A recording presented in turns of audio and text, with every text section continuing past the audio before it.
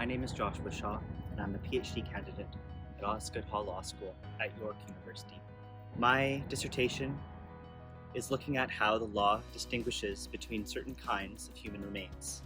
Usually, the law recognizes those that must be disposed of as sepulcher, which would entail burial, cremation, or some other dignified way of final disposal.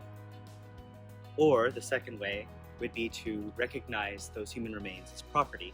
There are some remains that can't be adequately understood, either as sepulcher or property, and these remains typically seem to be treated as waste. My dissertation tries to better understand how the law creates this distinction that treats some of these remains as highly, eminently disposable.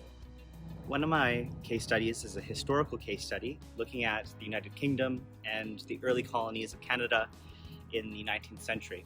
Burial law reforms were largely responding to a new concern with the material aspects of human remains, often concerns that being proximate to human remains would cause moral as well as public health harms.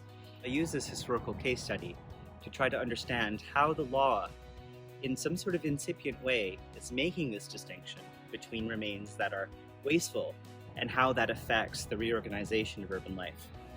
My second case study is looking at contemporary as well as historical examples of body parts and tissues extracted from the body. For example, I have a research participant who lost their limb in a catastrophic accident, and they were wanting to hold on to that limb, but they were in a dispute with the hospital for weeks. The hospital thought this limb should be understood as biomedical waste and subject to strict regulations that would determine where and how it's disposed of. With these examples, I'm trying to understand how this distinction is actively created and maintained. Third and final case study, again, is looking at historical and contemporary examples. This time, I'm focusing on those remains of racialized, aboriginalized, or otherwise subordinated individuals. For example, I'm thinking of coroners who do lawful but perhaps quite immoral things with human remains, and looking at how the law has created certain subjects in relation to their bodies.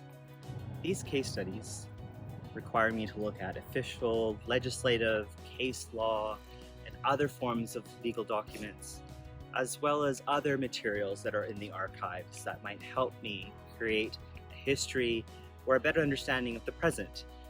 My case studies also, or at least some of them, involve interviews. In those interviews, there is also the opportunity for my research participants to engage in creative exercises to help them pull out from their experiences aspects of how the law affected the disposal of their body parts, tissues, or their human remains of their loved ones.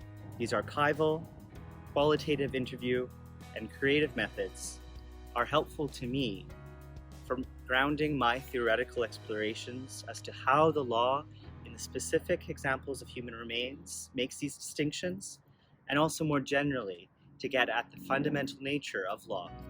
I hope to get a better appreciation for how material things affect the constitution of law.